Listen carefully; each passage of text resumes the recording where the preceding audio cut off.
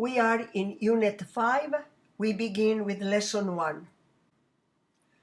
In this lesson, we study intelligence-led policing in the US in the 1970s and in the United Kingdom in the 1990s.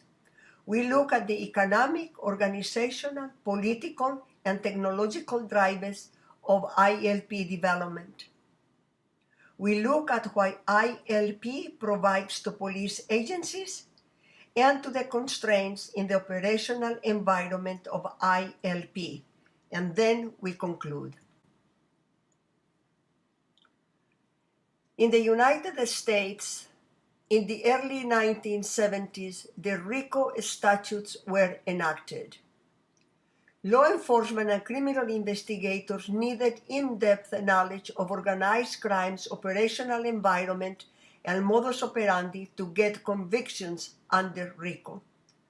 The result was the creation of a business organization-based model, which became a new strategic criminal model developed by analysts.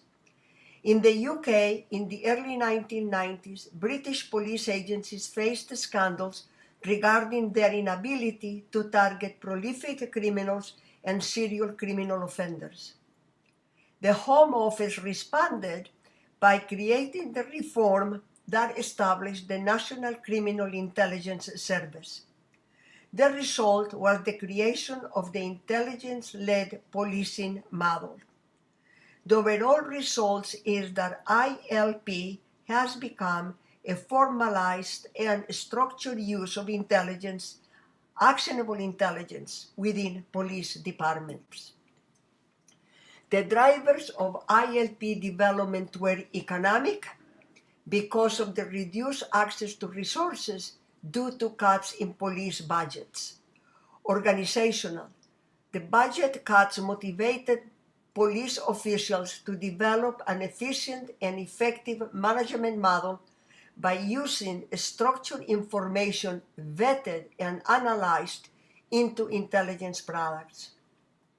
Political, the police agencies needed to address growing fear of crime and insecurity felt by several communities. Police were pressured into being visible to citizens and making them feel safe. This is community-based policing.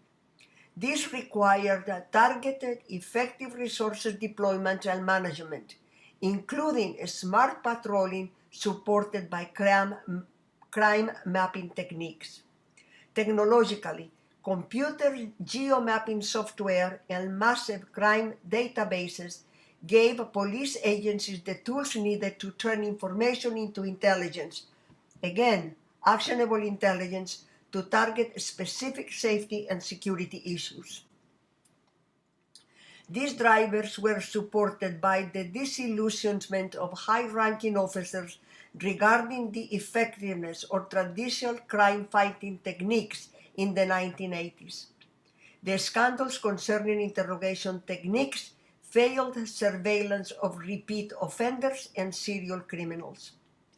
Willingness of decision makers to structure police work and systematize the knowledge of investigators into an analytical model of organized crime that is actionable, focused on actionable, and applicable across jurisdictions and national borders. ILP provides police agencies with a model of security and safety management in which cost effectiveness and performance measures are key measuring parameters. A results-based culture focused on proactive operations designed to meet crime reduction targets and performance indicators. A response to operational environment pressures that makes it possible to coordinate crime-fighting operations with the allocation of resources.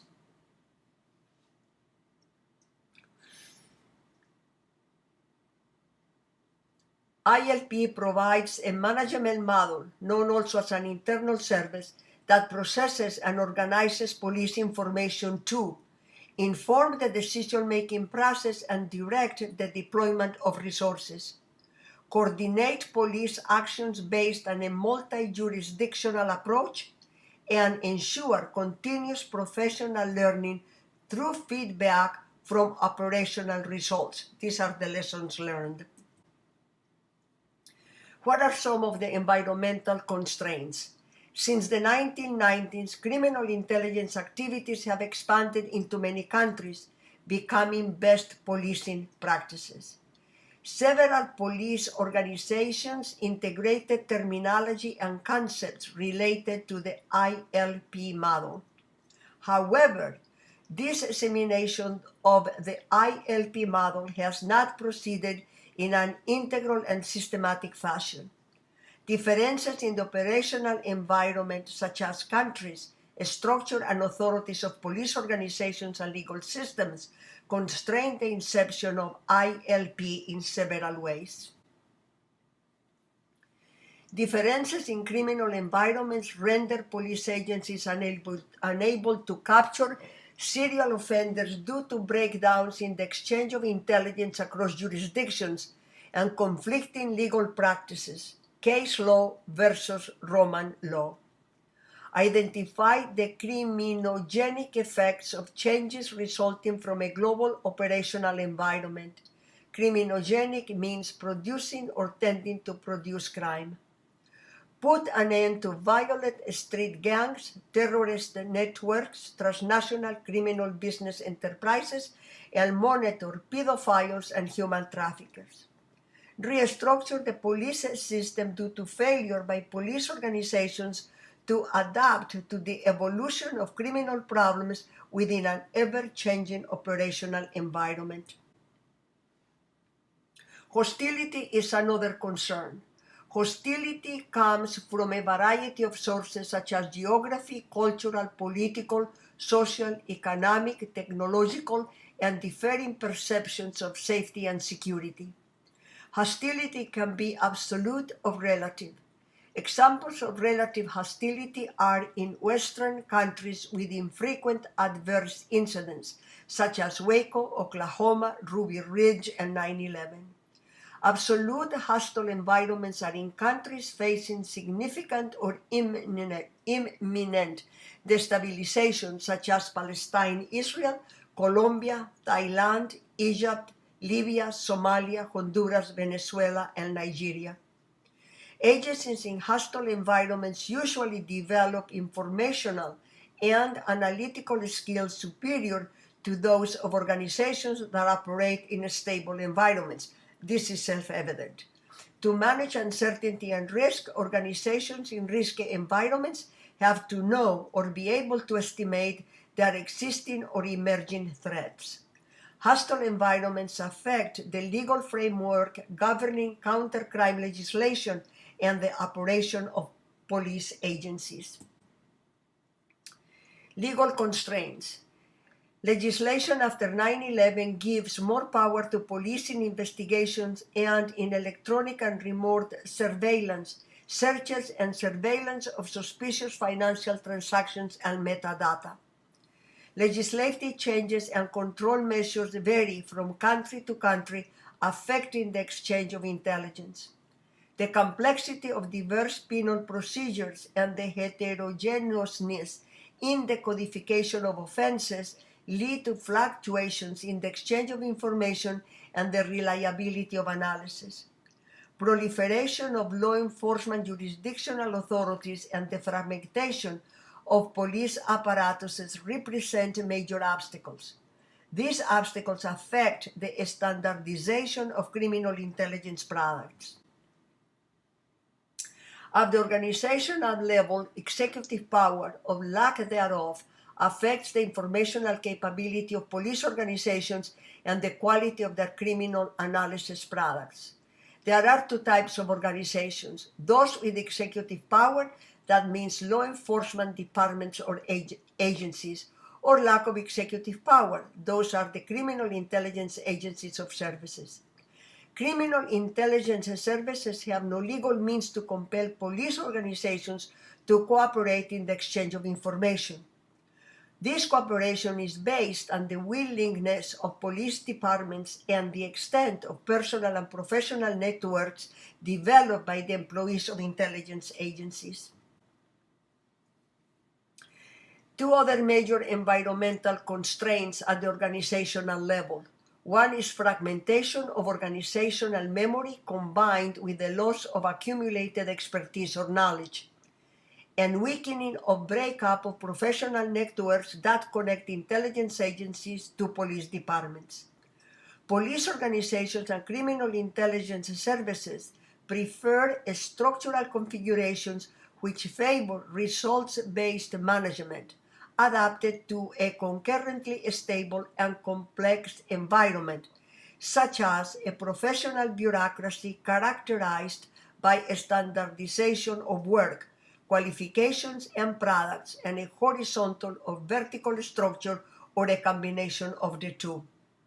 Bureaucracies create obstacles to carrying out criminal intelligence activities just by the nature of the bureaucracy and the creation of a stovepiping.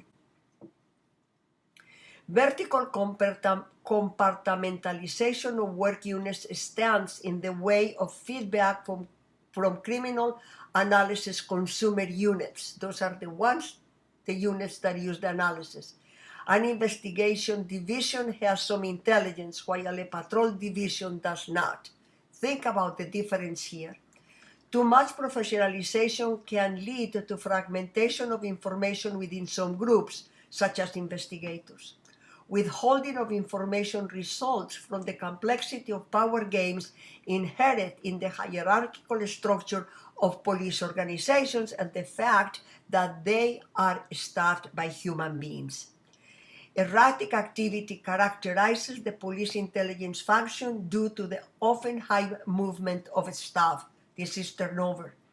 The complexity of procedures, poor supervision by supervisors, and lack of legal training are strong incentives to do only what is required to avoid formal or informal sanctions, particularly now in the age of social media. ILP requires flexible decision-making processes in a decentralized structure. In conclusion, ILP organizations' intelligence quotient can be measured on three principles: access to information used in its operations, integrate and communicate information both internally and externally, analyze and understand signals from the environment to learn from them, and the creation of an ILP organization requires an environment that promotes learning through the design of information processing procedures that promote the creation and applicability of knowledge. An ILP organization must have insight by periodically evaluating its performance to make any necessary adjustments and alleviate the counterproductive effects of structural, cultural, individual, and technological dysfunctions. The complexity of police intelligence activities boils down to the ability to see, recognize, report, integrate, and disseminate relevant information throughout the organization. What did we cover in Lesson 1? We covered the origins of ILP in the US and the United Kingdom, the technical, political, organizational, economic drivers of ILP development, what ILP provides to police agencies, and we look at some of the constraints in the operational environment of ILP. Thank you for attending the lecture. I hope it was useful. We will meet again in this unit, Lesson 2. Thank you.